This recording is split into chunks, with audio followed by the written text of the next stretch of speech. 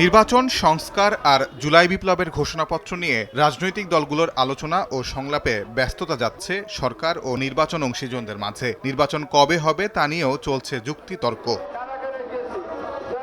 শুক্রবার জাতীয় প্রেসক্লাবের সামনে আয়োজিত নাগরিক সমাবেশে বিএনপি চেয়ারপারসনের উপদেষ্টা জয়নুল আবেদিন ফারুক অন্তর্বর্তী সরকারকে নির্বাচনের তারিখ দ্রুত ঘোষণার আহ্বান জানান। শহীদ খোকনের রক্তের বিনিময়ে অর্জিত এই দ্বিতীয় স্বাধীনতার সম্মান আপনাকে অক্ষুণ্ণ রাখতে হলে অনতিবিলম্বে নির্বাচনের তারিখ আপনাকে ঘোষণা করতে হবে।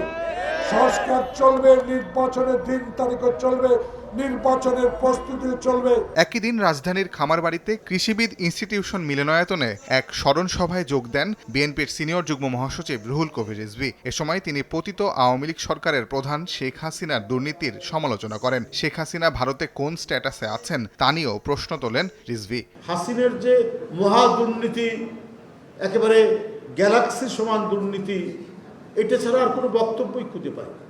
এবং দুর্নীতির যে বিভিন্ন ডাইমেনশন, দুর্নীতির যে বিভিন্ন মডেল, কোন মডেলটা ধরে কথা বলবো? আজকে শেখ হাসিনা কি স্ট্যাটাসে ভারতে আছে এটা কিন্তু বলতে পারছে না। ভারত কিভাবে তাকে রেখেছে কোনো উত্তর দিতে পারছে না, কোনো ব্যাখ্যা দিতে পারছে না।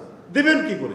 কথিত উন্নয়নের নামে হাসিনা সরকার দুর্নীতি করে দেশ থেকে যে টাকা পাচার করেছে তা দেশে ফিরিয়ে আনার দাবিও জানান বিএনপি নেতারা। সবাইকে তারা প্রতিষ্ঠিত করতে চায়। তাজওয়ার মাহমিদ, সময় সংবাদ, ঢাকা।